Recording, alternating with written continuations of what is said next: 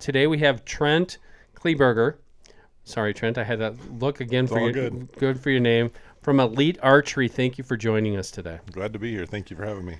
So this is kind of cool, and it's a treat for me because I am not a scientist or tactician or anything by trade. I can try to pretend to be one sometimes in my blog, but I know that you are an archery expert, and you have been for over 20 years.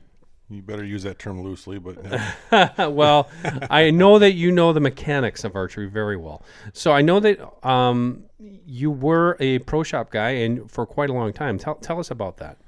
yeah. So growing up, as a young kid, my dad had kind of a little shop in our basement. So I kind of grew up, fletching all the arrows and doing all that stuff for him. And yeah, and then I graduated into a passion for archery and everything that it was, and ended up working at a pro shop through high school a little bit, and then basically just kept transitioning to different shops, or growing up and working at different shops pretty much my whole life for the most part. That's pretty incredible. Now, you were from Minnesota Yep. originally, and you worked in pro shops, in several different places over there. Minnesota, one down in Iowa, but yeah, mainly in Minnesota and southeast Minnesota. How did it start for you? Were you a bow hunter first and then you worked in the shop, or was it the other way around? I was a bow hunter first. My dad got me hunting right away, when I was 12 years old, and started hunting and really liked that, and just loved being at the local archery shop. And, I probably pestered him more than it was worth to give me a job. And I think when I turned 16, he let me come fletch arrows and stuff for him, and I graduated into, finally starting to sell bows to people and tune them bows, and learned a lot, throughout my life. And I'm a tournament shooter as well, so shooting professionally and stuff like that has certainly been nice for me to pick up tips and tricks from people that are way smarter than me, so I tend to steal every idea I can from whoever I can to make everybody else's bow shoot as good as they can. Well, that's how, and most pro shop guys I know are the same way. And I've actually used these parallels before. It's no different than any other skilled trade, I think. Whether you're a carpenter or electrician or a plumber or a drywaller, if you do that enough, you work in a pro shop enough, you're going to learn things, and it's a collection of wisdom that you're getting from other people. That's the one thing that tournament archery has done for me, especially, is, it's, if you just work in that one pro shop, you kind of get set in your ways and you do things a certain way, and you don't necessarily think outside the box, like going and getting to talk to these other people and seeing how other people do things, and getting to do that's extremely beneficial, or at least it has been for me. So what I know from you about you is with your position with Elite, you're an expert on archery form, accuracy, the specs, the geeky stuff that we talk about for archery. Now, when you first started, tell us about that. What era was that? What types of bows were being shot at that time? When I really got it was probably the early to mid 90s. Is when I first kind of got into it. So you had your Hoyts, you had your Bowtech, not Bowtechs. It was PSE. PSE. Matthews was just starting, getting going. They were the solo cam. I remember sitting Darton. at a conference for Hoyt, or a dealer thing for them, and one of their sales guys was talking about the solo cam bow and what asked us what we thought about it, and everybody in the room was just whatever. And I'm just this young kid. I was probably 18 years old, and I piped up, and I don't know why I piped up, but I'm like, dude, that's changing our industry. You watch, this is going to be something. And it did. And they were like, wow, we don't see a benefit in that. And I'm High like, Country was one I was trying to High think Country, yeah. They were big back then. Big time, yep. Big time. So that's when I started in the industry. I started in the industry in 94, and I really got going in 95, 96. Yeah, XI was really big back then, too. And all those companies were they're kind of feeling their way, and then the technology starts coming. Now we fast forward 25 years. It's incredible how far it's came. It really is, isn't it? Yep. And it's not just, I know you guys specialize in compound bows, but you look at crossbows and Right. you're looking at all the stuff and the sights and the rests. And I mean, I've been shooting at ultra rest for a few years now. And it's like, man, I wish I would have had this when I bought my first bow in 1986. Right. Can you imagine if I would have like dropped in a parachute on Earth and like, hey, look at this bow, look at this sight, this rest. Yep. And we're shooting flippers and stuff like that. Even the string material. I mean, Pretty incredible. it's unbelievable how much that's helped the A industry. winner's choice string. First time I ever Yep. shot one of those. It's like, I didn't think there was a string. I mean, like, so let's talk about, and I know it's a lot to bite off, and we're not going to try to get down everything, but so if we're looking at shooting form today, or I should say shooting accuracy with a compound today, what are some of the things? I come into a pro shop. The average guy comes into a pro shop, comes up to you. What are some of the things that you're going to tell me, like, yeah, you went and bought this $1,000 bow, but what's going to affect my accuracy more than, if you're watching me shoot, Right. what are some of the things that I might have either came in with the wrong equipment or the wrong form, or what are some of the most common things that you see? Probably especially for somebody that just walks in like that, might be new to archery, that has never seen it. Probably the biggest things that I've seen over the years are wrong draw length is so crucial, Huge, or isn't it? having the right draw length, I should say. If you can't get that draw length right, it messes up everything, because your bow arm isn't right. You're not getting anchored into your face properly.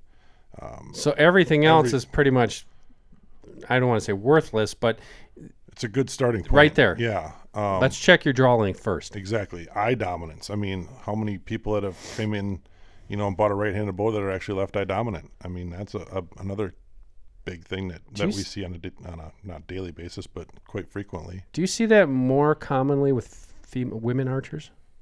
I would say it's across the board. Really? Yeah. Because I've seen it in my history. I've seen, especially with my kids, they're both left eye dominant. Yeah. And I checked them right away. But I've seen them. For me, maybe it's just a one man's observation. Was that it seemed to me there was a preponderance of women who were opposite of what you would think. They're right-handed, but they're actually left-eye dominant. I think it's pretty even across the board, especially from looking at as many kids as I've set up over the years and stuff like that. It's pretty common across the board. What about you? This is an interesting one because you talk about draw length. How often, as an archery working in an archery shop, does a guy come in? Well, I've been shooting a bow for 25 years, and I'm a 29. Yep. I'm a 29 draw. Yep. And it's not right. Oh, spot on. I mean, my dad, believe it or not, my dad's like 5'8", so, and you're 6'7". right. He swore up and down for years he was a 30-inch draw length, and really, oh God, couldn't talk him out of it, and finally I got him into a bow, What was his actual draw length? He's like 26. Oh my gosh. So for all those years he was right, yeah, bad habits and right, exactly. So staying on that topic, how hard is it for you to, once you pinpoint that the guy has the wrong draw length, is it difficult to, once you get him into the right draw length, does he have the wrong form? Usually, and it's something, it's certainly going to feel, foreign to him at first, but if you can get him on the range and show him the benefits to it, I mean, it's pretty instant. Usually most guys say, oh my God, this feels so much better. I wish I'd have done this sooner, but. So I got to get my draw length check now when we get out of here. Maybe can you check me? Always. Oh, you bet. There we go. I don't have my bow here. I should have brought it in.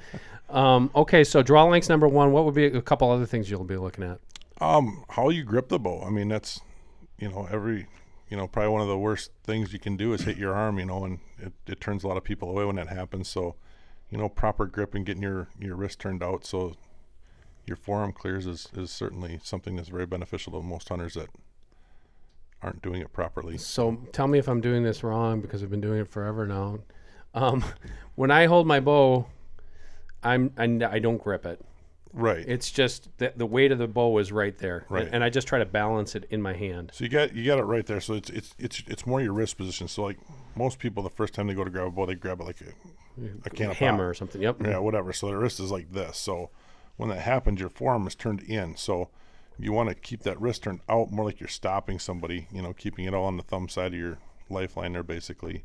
And that'll turn that forearm out. So it'll give you a lot more clearance from your A very simple tip Yep. that, and I know that is a scourge for a lot of new shooters I see. Yeah. They're posting the photos on Oh yeah. Instagram of that big welt, and that's where that's coming from. Oh yeah, right? exactly. Okay, so draw length, grip, couple other ones. Shooting form on the backside as you're pulling through the shot. You want to make sure you're engaging your shoulder so you don't need to feel like you're ripping the wheels off, but you need to keep that constant pressure on the backside to pull through the shot versus just sitting there stagnant and punching that trigger. So one thing that I could never get used to was that back release, back tension release because of that. And I know that's kind of a higher end thing, isn't it? I mean, everybody does it different. I mean, make no bones about it. It's like a golf swing. There's no set in stone way to do it. I mean, but there's certain things that you can do to benefit you. So you find what works for you and you got to go with it. But at the end of the day too, there's certain, techniques that you can certainly use and adapt to your form. man.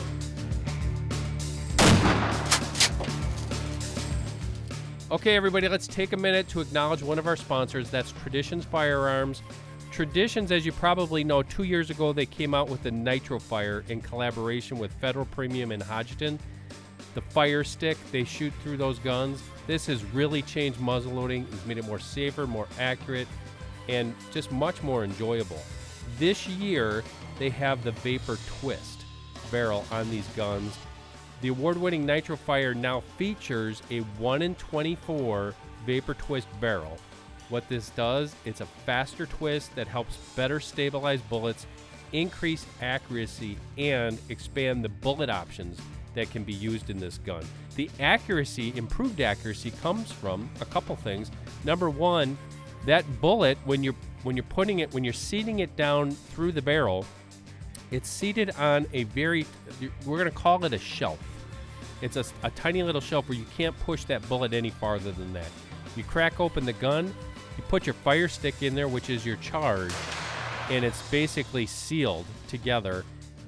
That ignition with a 209 primer makes for basically foolproof ignition, shot after shot after shot, which improves your accuracy. Check them out today. That is the new Vapor Twist Nitro Fire from Traditions at traditionsfirearms.com. So, you got a guy come in, that could be a new shooter, and that's probably easier, right? If you have a new shooter, even though he went out and, here's a new bow, here's a new rest, new sight, he gets them all. So it's probably easier to teach that guy than to teach the guy like when I started. Oh, yeah. Here I come in with my dart and bow that I bought, with my full-length Easton arrows I bought from Fleet Farm because I didn't know you could cut them or you should cut them. Right. 125 grain head, yeah, it sounds about right. More weight's better, right? I mean, so you get somebody like that gets, and then I was shooting fingers. Oh, yeah. And I'm sure you probably don't get guys like that now. But I know you say that if you're giving a guy, if you fix his draw length, it's probably an easy take to it, like for him to adjust. Usually. How easy or how difficult is it to fix bad shooting form that you might have been doing for 5 or 10 or 15 years? Everybody's different, but I mean, for the most part, if you take one thing at a time, okay. A lot of guys, when they shoot a release, I shouldn't say a lot of guys, but guys shooting a wrist release that you see come in that necessarily aren't, haven't been doing it a very long time. They'll just get the tip of their finger on there or whatever, and teaching them that they can get on there and be a little more aggressive with it and actually feel that trigger versus slapping it and things like that, and just giving them little tips and pointers as far as how to do the subtle things, once they kind of get that feel, it clicks pretty good. It clicks pretty good, and that's something we can talk about. It's much easier to show Right. if if you're in a pro shop and you're having somebody work with you. What about let's get into some more of the equipment now. Yeah. Arrows, Yep. obviously very important, You bet. and obviously very expensive. So you got a guy who comes in, buys a new bow. No, I'm good. I've got arrows. I've got it. Now, what are you going to do to help improve that accuracy? If you say, well, hang on, if you can just invest in a half a dozen new arrows, I'm going to show you Right. how you're going to. What are you looking at? What are some of the things that are involved in selecting that? I know what they are, but Right. selecting that arrow for that person. So there's usually, with arrows, there's straightness tolerances in arrows. There's usually a good, better, best. There's a 1,000, it's usually a 3,000 and a 6,000 straightness arrow. So Does it make a difference? That's what people Yes. always ask me. Does it Yes. make a difference? How? again, with feel points and stuff like that, it's I tend to shy away from 6,000 straightness arrows across the board, just because you can see the difference, especially the further out you shoot. Ones and threes, I feel that, especially when you start throwing a broadhead on there and you have that extra set of wings on there, that 1,000 arrow is going to perform better and shoot you tighter groups. Again, especially when you start wanting to shoot out at distance, or heck, even if your form's a little bad, it's going to correct itself. That's the straightness on the arrow. What about the spine? The spine's going to be set for each individual person, just because you have a 70-pound bow don't mean you need that, because it's going to depend on how long that arrow is too, because the shorter it is, the stiffer it's going to get. So that's where the pro shop is really crucial to getting you the right arrow for your length, your poundage, and everything that you're going to need to make that bow shoot properly. See, there's so many different rabbit holes we could go down with this. Definitely. We could definitely talk about arrows for an hour, Yep. because I kind of get geeked out about that. Yep. I do see a lot of comments, especially when we post videos. It's very we have to brush across the top, because we're talking about a 3-minute video that's on YouTube, and we're talking about whatever. We're talking about spine sizes or straightness or whatever, the new arrow from Easton or whatever it happens to be.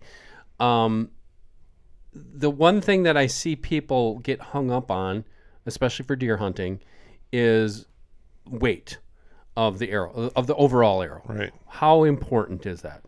As far as, you mean just having a heavy arrow, or? Right. Heavy arrow versus light arrow. Okay. Versus a skinny arrow, or and that's what we always see is some guy says, no, you've got to be shooting 500 grains of total weight, or you've got to be doing this or that or the other thing. Yeah, I mean, going down that road, again, it's a rabbit hole, but there's kind of been that trend, in the last year or two for, super heavy FOC, and that's. Is that too geeky for the average guy, or? It's not that it's even geeky. It's unbeneficial to the average hunter. Joel Maxfield is, he's done plenty of videos and stuff on this too, kind of explaining it to guys. And, I would much rather have a lighter arrow and sacrifice that kinetic energy that's going to give me the accuracy that I need, because, yeah, it's all fine and dandy to have that heavy FOC arrow at 20 yards, but now let's go shoot 30 or 40 yards. And if you're off a yard or two, now you've just wounded that deer, or even, missed it completely, whatever, because your bow was set up to not compensate for that error in your yardage judgment. That's a very interesting point that you make. So what you're saying is you would much rather see the average guy, and that's how I always want to skew that conversation. There's plenty of kinetic energy in in the normal arrow. You don't have to get that heavy to do that stuff. That's what I've always said. I only measure them when somebody asks. I'll tell you a quick story. So 2 years ago, I happened to have a set of Easton Dangerous Game FMJs laying around that I wanted to burn up, and my arrow ended up weighing 680 grains. Holy mackerel! Which is stupid heavy. It's stupid heavy. But then again, am a 32-inch draw length. I shoot 75 pounds and I hunt. So I mean, it's Yeah. You're putting that through a Buick. I still got plenty of speed. Whatever. I happened to hit a deer in the shoulder at 25 yards with that arrow, and it went in 1 inch.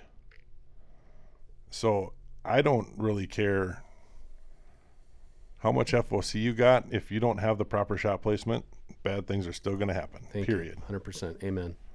Amen. And that goes with everything. Shot placement is everything. Yep. Bow hunting, compound bow hunting, recurve, crossbows. I see it a lot with crossbows because, there's people are advertising 100-yard accuracy, blah, blah, blah. Yeah, that's great shooting at a foam target. Right, that deer can move. Deer moves. Going to stand still. I'm not shooting 100 yards. Right. Just like I'm not shooting a turkey at 70 yards with tungsten loads, even though they tell me I can. I'm not doing it. Yep. Because archery's no different. Archery especially is no different. So I know that you work for Elite, and I know that Elite has developed several new bows, and I don't want to get hung up so much on the new bows is about the technology. Sure. Because it kind of blows my mind that some of these bows today, I don't want to say they're taking the guesswork out, but they're making it much easier to tune them for accuracy. Right. Tell us about that. What can you do with a compound bow, which is still, I don't want to say a primitive weapon, but it's a bow. You're shooting an arrow. What can you do? What are you building into these bows that is making it easier to tune them? Looking from your pro shop experience. Number one, with our rotating cam system that we have, and being able to, like on our Envision, you can adjust that bow from 23.5 all the way to 30.5 to get your draw length set exactly where you want it within a quarter inch. Quarter-inch increments. Right. So you can make it absolutely perfect to how you want it to feel. And then you throw the set technology on top of that. So what set technology is it gives you the ability to tune your arrow flight and stuff as it comes out of the bow without the need of a bow press or any of that stuff. How do you do that? There's this little Allen head on the limb pockets, and what it basically does is it shifts that limb pocket to. So that's actually so when you're paper tuning your bow, that's what. Start there. Yep. I start there with that, and get my rest center shot, and then I'll, which usually you don't have to do much with it, but if you need to, it's there. And then kind of to take it to the next level, on my hunting bow, I use it when I tune my broadheads, because usually your broadheads can fly slightly different than your field points, and I want them to fly the same. So if I'm getting a little left or right variance, I can do that with that set technology as well. That's pretty incredible. Yeah, you don't even have to leave the range. It's quick little. Had that ever been done before in bow technology? Not like that, no. Really? No, it's brand Is that brand new for this year? Last year. Last year. It came out with when we did the cure. Yep. How have people been? Is it over their head, or are they taken to it pretty good? It's super easy, and Elite was smart. I mean, we made it as user friendly as possible. It's written basically right on the side of the bow what you need to do. Really? Just turn it right or left for what you got. And I like the adjusting the draw length in little increments, and we talked about this before, but I don't know. I've been told I've been a 20, just like I said, I've been told I've been allergic to penicillin my whole life. I've been told I've been a 29-inch draw my whole life, and maybe I'm not. And you certainly could be, though, so. And it's intriguing to me, especially for somebody who might be in that same situation, how much you could improve your accuracy as a result. Well, and even if you're a 29-inch draw length with one bow and you switch brands, you could be a 29.5 in that bow. So it's a little bit different. Or even the style of release you shoot. If you shoot a wrist release or a handheld release, that changes your draw length too up to an inch. So, I mean. And if you shoot a loop? Yeah, your D-loop length can certainly determine, that too. The longer the D-loop, the shorter the draw length you need on the bow. So you can adjust it depending upon. Correct. For me, who tied your loop in. Well, right. I'm not pointing anybody out on that, by the way. They know who they are. They do a great job. I can't complain. But no, that's interesting because, like you said, there's several factors there, right, that can make a difference. Well, like our bows too, one thing that gets overlooked a lot too on bows is the use of stabilizers. And back in the 90s and stuff like that, we'd put stabilizers on there to help take vibration out of the bow because, let's face it, they had a lot of vibration back then. Right. And today's bows really don't. But what we found, and again, this comes from the target world, and that's balancing the bow properly so you can hold steadier and, and hold on that target at 100 yards when you're practicing and actually hit what you're aiming at. So the use of back bars and stuff like that on hunting bows has come so far in the last number of years here that guys are actually putting them on and shooting them while they hunt, and it's really, really helped the accuracy of the hunter. Does the length make the length, the axle length, make a difference anymore? Yes, it does. Yep. In which ways? String angle is a big part of that, especially for me being a long draw shooter.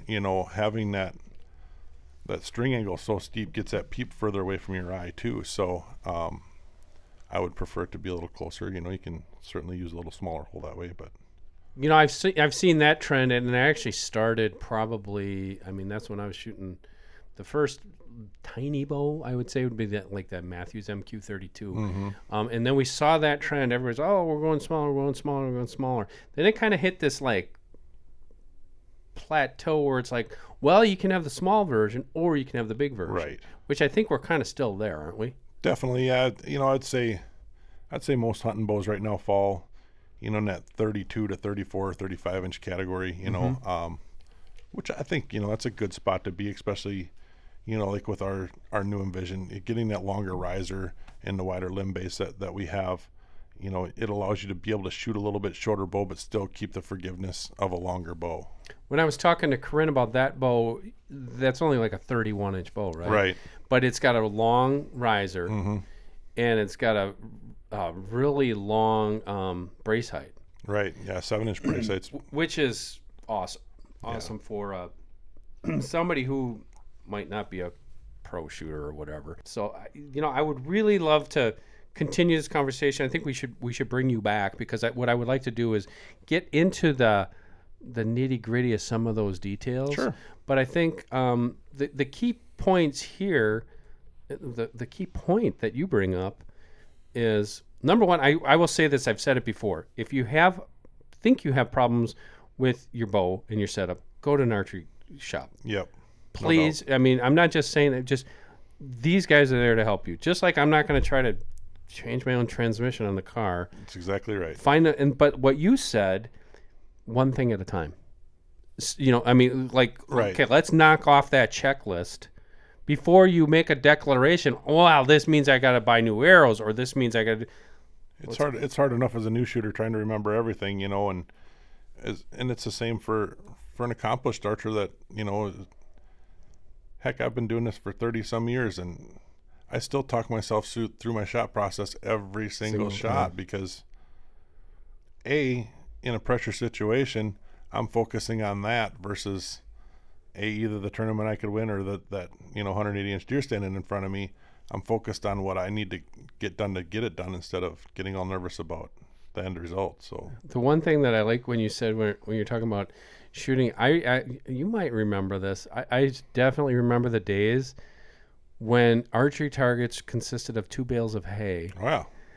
And putting up a paper target and being so excited if you could hit that into a 10-inch that'll kill him. And heck, I was at 15 yards probably, Yep. So. Oh, that'll kill him. Yep. But that was the thing for us is, as actually one of my brothers said, you have to put that arrow in that circle. It was a 10-inch circle. At least 9 times out of 10 before you can go bow hunting. Yep. You're good to go.